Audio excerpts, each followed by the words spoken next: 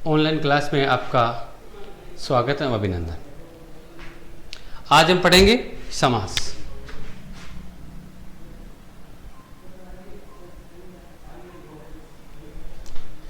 समास शब्द है वो सम उपसर्ग, अस धातु और गण प्रत्यय से बना है, जिसका अर्थ होता है संक्षिप्त करना।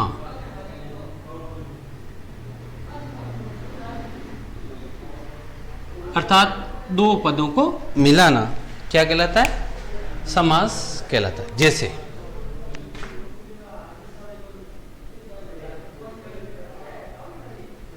रामस्य मित्रम,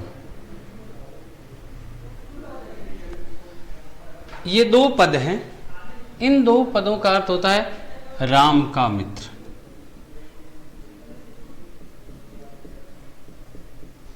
और मैं इन दोनों पदों को मिलाकर यदि एक पद बना दूं, पहले पद की विभक्ति का लोप कर दूं, तो शब्द बन जाएगा राम मित्रम।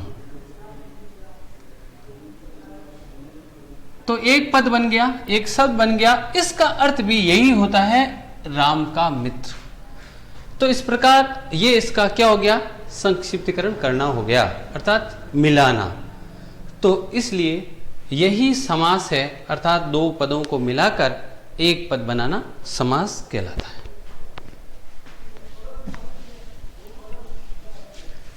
परिभाषा पहले हिंदी में।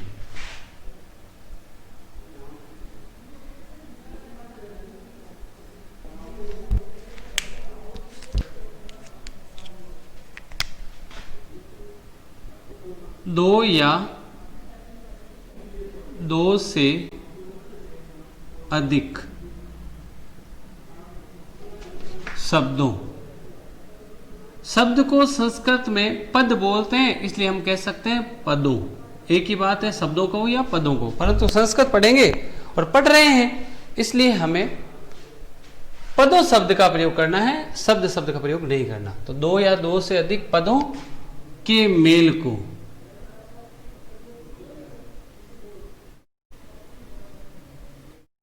समास कहते हैं।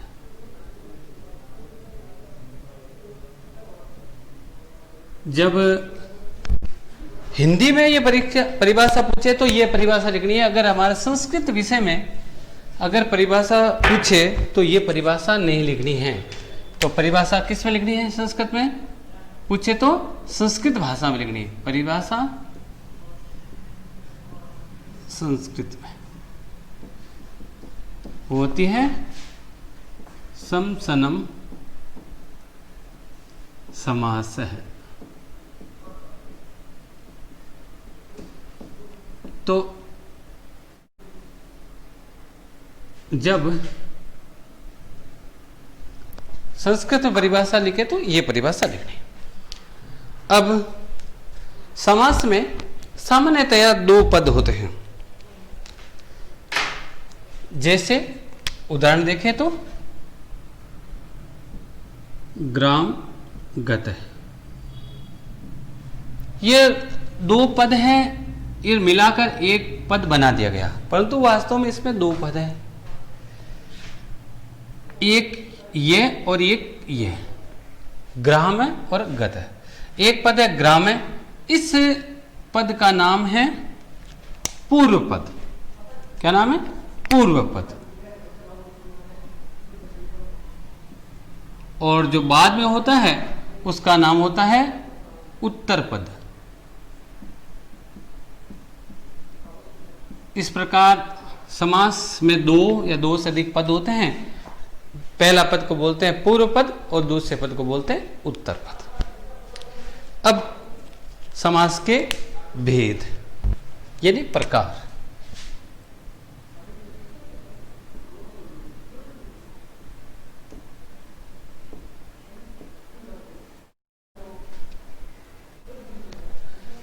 समास के मुख्य रूप से चार भेद हैं। जैसा कि इस शब्द को देखो, इस पद को देखो, इसमें दो पद है, एक पूर्व पद, एक उत्तर पद। तो इसी के आधार पर समास का नाम निर्धारण होता है। जब पूर्व पद यानी पहला पद प्रधान यानी मुख्य होता है, वह समास कहलाता है तत्पुरुष समास।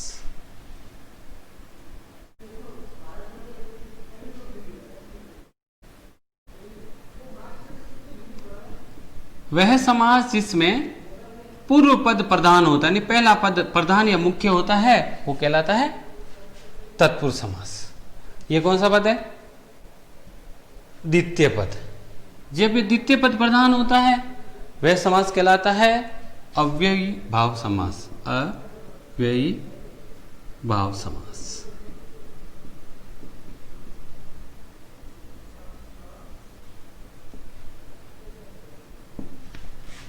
कुछ उदाहरण ऐसे होते हैं जिसमें दोनों ही पद प्रधान होते हैं। जहां दोनों पद प्रधान होता है, वह समास कहलाता है द्वंद्व समास।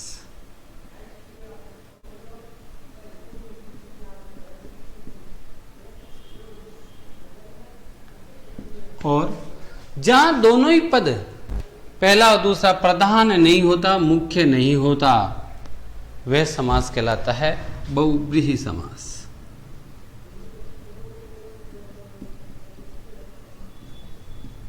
तो इस प्रकार मुख्य रूप से समास के ये 4 भेद हैं। जब परीक्षा में प्रश्न आ जाए कि समास कितने प्रकार के होते हैं, तो हमें उत्तर लिखना है समास 4 प्रकार के होते हैं। परंतु 2 अन्य भेद भी होते हैं। वो दोनों भेद वो है तत्पुरुष के ही भाग हैं। एक है क्रमधारय समास,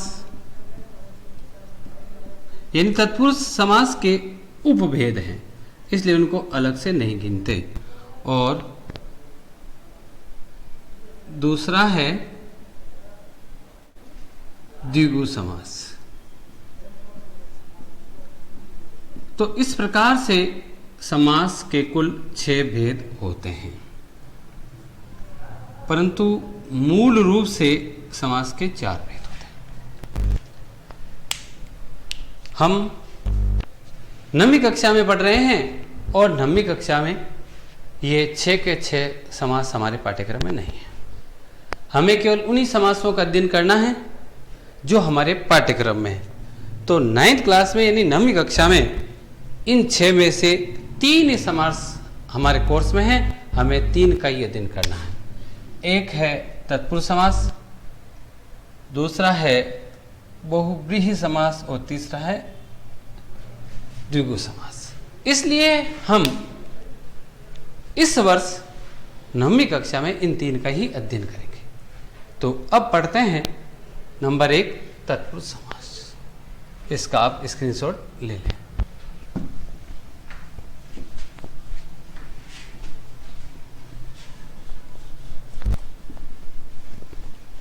जैसा कि अभी हमने परिभाषा लिखी, तो नंबर 1 पर आ रहा है। अब हम पढ़ेंगे वो है तत्पुरुष समास। जैसा कि अभी हमने परिभाषा उस शब्दों के पदों के 2 के आधार पर पढ़ी थी कि वह समास जिसमें पहला पद मुख्य या प्रधान होता है, उसे तत्पुरुष समास कहते हैं।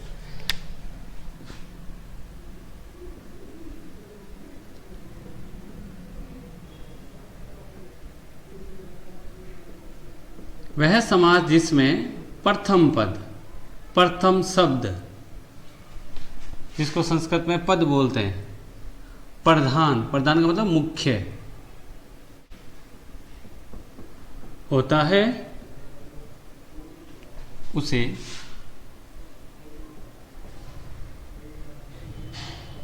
तत्पुरुष समास कहते हैं।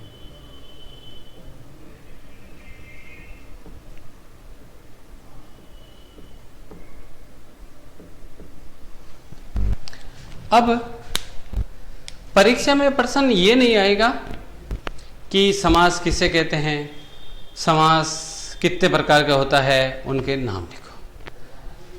परीक्षा में प्रश्न क्या आएगा, हमें इसका ज्ञान होना चाहिए और उनका उत्तर देने का तरीका हमें आना चाहिए। परीक्षा में प्रश्न आएगा, एक समास युक्त पद है, जैसे ये समास युक्त है, तो इस समास जब एक पद होता है उसको बोलते हैं समास युक्त, और अब इसको हम अलग अलग दे देते हैं तो उसको बोलते हैं विग्रह।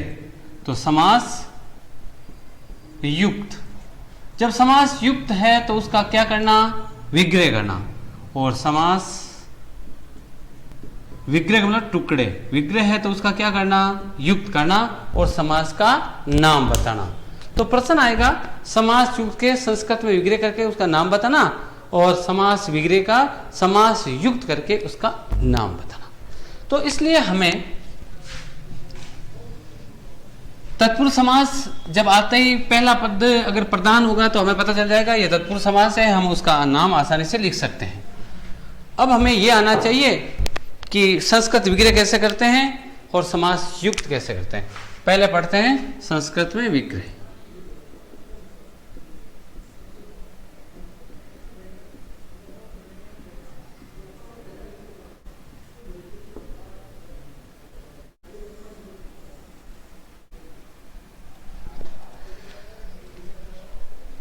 संस्कृत में विग्रह करना का मतलब है कोई भी समास हो उसके दो पद बनाना। हमेशा समास में कुछ विभक्तियां लगती हैं और कुछ नए अवयव जोड़कर उसका विग्रह किया जाता है। तो अगर मान लो उदाहरण तत्पुरुष समास का, तो उसका संस्कृत में विग्रह कैसे करेंगे। विग्रह करते समय दोनों पदों को अलग अलग लिखेंगे और अलग अलग लिखकर पहले पद में उचित विभक्ति लगाएंगे। उचित का मतलब है सही विभक्ति। कैसे लगाएंगे, बीच में कारक का चिन्ह लगा, हिंदी बनाकर कारक का चिन्ह आपके मन से सोचना।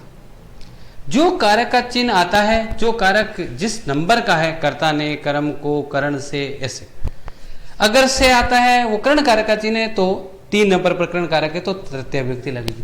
पहले पद में विभक्ति लगानी है और दोनों पदों को अलग अलग लिखना। संस्कृत में विग्रह करना, तो दोनों पदों को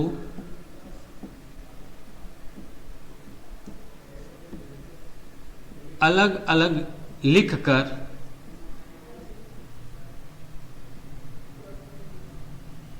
दो पद होंगे, उनको अलग अलग लिखेंगे।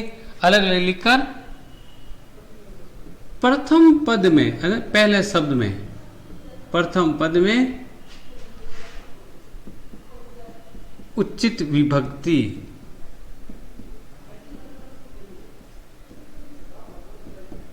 लगाएंगे।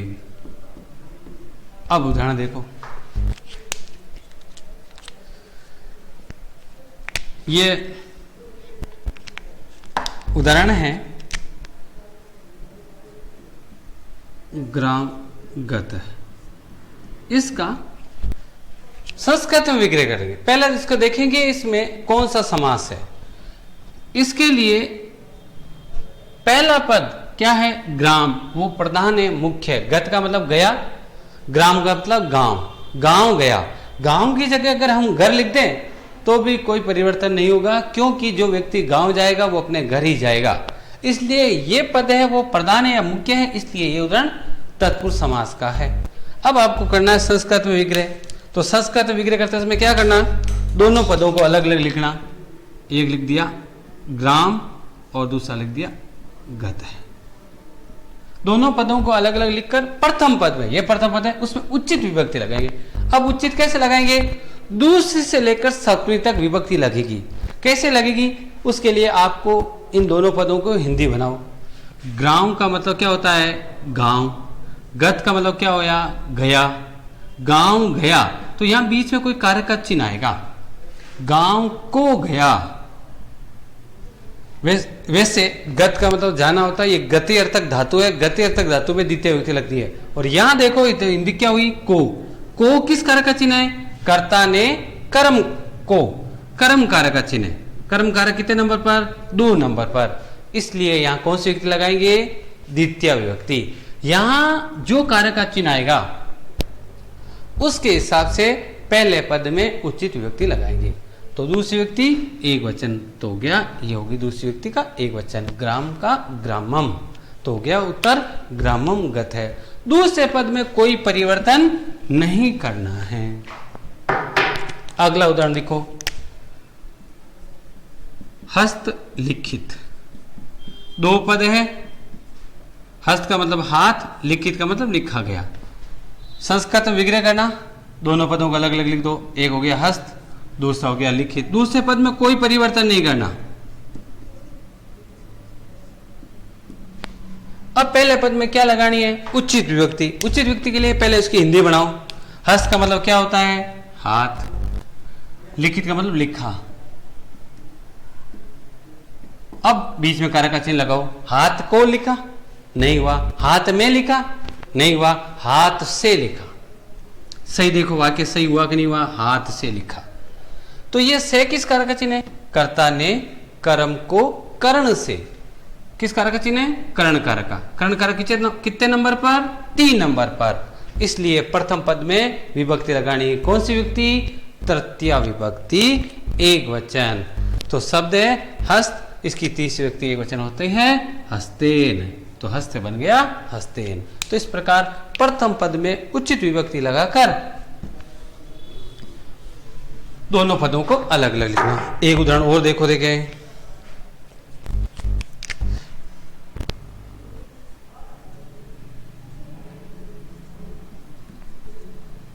भूत बलि। दो पद है, पहला पद प्रधान है, इसलिए यह उदाहरण किस का समास का है? तत्पुरुष समास का। अब विग्रह करेंगे तो एक तो लिख दिया भूत और दूसरा लिख दिया बलि। अब विग्रह करते समय पहले पद में उचित विभक्ति लगानी है। उचित विभक्ति कौन सी? इसके लिए हिंदी बनाओ। भूत का मतलब भूत होता है, बलि का मतलब बलि होती है, जो बलि दी जाती है किसी को प्रसन्न करने के लिए। तो यहां प्रसन्न किसको करने के लिए? भूत को प्रसन्न करने के लिए किसी की बलि दी जा रही है। तो भूत के लिए बलि, जो काम होगा, जो बलि दी जाएगी किसके लिए होगी? भूत के लिए। तो बीच में कारक का चिन्ह क्या आ गया? के लिए। भूत के लिए बलि। के लिए किस कारक का चिन्ह है? संप्रदान। संप्रदान कारक कितने नंबर पर है? 4 नंबर पर। तो इसलिए प्रथम पद में कौन सी विभक्ति लगानी है? चतुर्थी विभक्ति, एक वचन। भूत भूताय, राम रामाय। अकारांत है इसलिए राम के हिसाब से चलेगा, तो इसलिए चतुर्थी विभक्ति, एक वचन। तो इस प्रकार ये संस्कृत में विग्रह करते समय दोनों पदों को अलग अलग लिखेंगे। प्रथम पद में उचित विभक्ति लगाएंगे, दूसरे से लेकर सातवीं तक कोई भी आ सकती है, जबकि दूसरे पद में कोई परिवर्तन नहीं करेंगे। तो ये तो था संस्कृत में विग्रह। अब हम करेंगे समास युक्त। मान लो ऐसा आ जाए संस्कृत में विग्रह, तो इसका समास युक्त कैसे करेंगे? प्रश्न दोनों प्रकार से आएंगे। युक्त का विग्रह करना और विग्रह का युक्त करना और समास का नाम बताना। तो इसका आप स्क्रीनशॉट ले लें ताकि आपको लिखने में और पढ़ने में सुविधा रहेगी।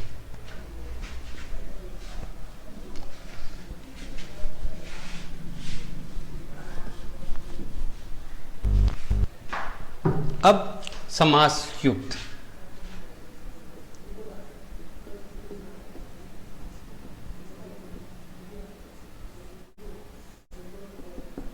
समास युक्त करते समय क्या करना है? अभी जो कार्य किया इसके विपरीत करना है। अभी आपने विग्रह करते समय पहले पद में विभक्ति लगाई थी, अब पहले पद की लगी विभक्ति को हटाना अर्थात लोप करना। प्रथम पद यानी शब्द में लगी विभक्ति का लोप करके, कोष्ठक में लोप करना मतलब होता है हटाना, हटाकर, लोप करके दोनों पदों को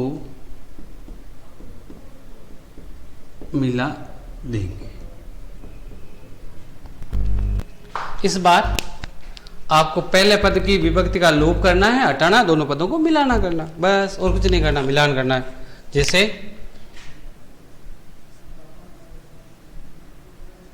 युद्ध वीर, यह संस्कृत में विग्रह है और पहला पद युद्ध प्रधान है, इसलिए यह तत्पुरुष समास है।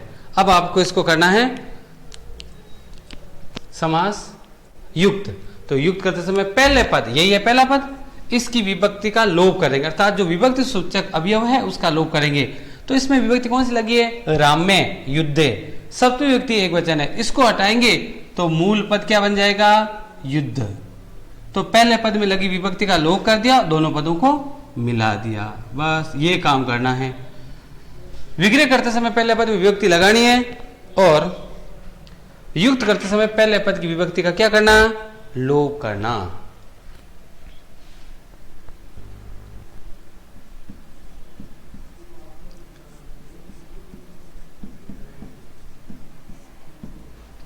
पाकाय शाला, पाक ने भोजन, भोजन के लिए, शाला ने रसोई के लिए घर। अब पहला पद क्या है? ये है, इसमें लगी विभक्ति का लोप करेंगे। जो शाला या जो स्थान है वो रसोई के लिए बना है, भोजन के लिए बना है, इसलिए पहला पद प्रधान है। अगर यहां भोजन नहीं होता, अगर यहां स्नान करने के लिए कार्य होता तो इसका कोई महत्व नहीं, वो स्नानघर बन जाता। कमरा तो वही है, कक्ष तो वही है, जिसमें भोजन बनता है वो रसोई घर हो जाता है, जिसमें स्नान किया जाता है वो स्नानघर हो जाता है। उस कमरे की आकृति से कोई परिवर्तन नहीं होता, इसलिए पहला पद प्रधान है, इसलिए तत्पुरुष समास का उदाहरण है। समास युक्त करते समय पहले पद की विभक्ति का लोप करेंगे, तो पहले पद की विभक्ति सूचक जो अवयव है इसका लोप करेंगे। राम से बना है रामाय, तो पाक से बना है पाकाय, तो आग की मात्रा ये का लोप कर दिया, तो मूल शब्द है पाक यानी भोजन। पहले पद में लगी विभक्ति का लोप कर दिया और दोनों पदों को मिला दिया।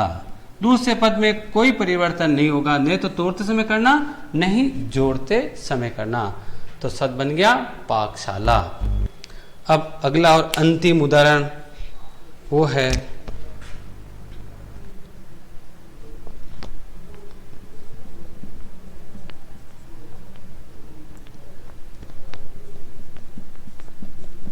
सीतायाः पति, सीता का पति। समास युक्त करना बिल्कुल सरल है। समास युक्त करते समय पहले पद में लगी विभक्ति का लोप कर देंगे और दोनों पदों को मिला देंगे। यह विभक्ति सूचक अवयव क्या है? आ की मात्रा विसर्ग है, इसको मिला दो। मूल शब्द क्या है?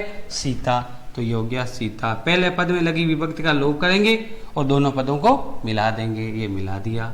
दूसरा पद वैसा का वैसा लिख दो, तो बन गया सीतापति। दोनों का अर्थ एक होता है, इसका अर्थ भी होता है सीता का पति और इसका अर्थ भी होता है सीता का पति। तो इस प्रकार ये तो था तत्पुरुष समास, जिसका आज हमने अध्ययन किया। अगली कक्षा में हम पढ़ेंगे अन्य दो समास है वो। आज के लिए बस इतना ही, धन्यवाद।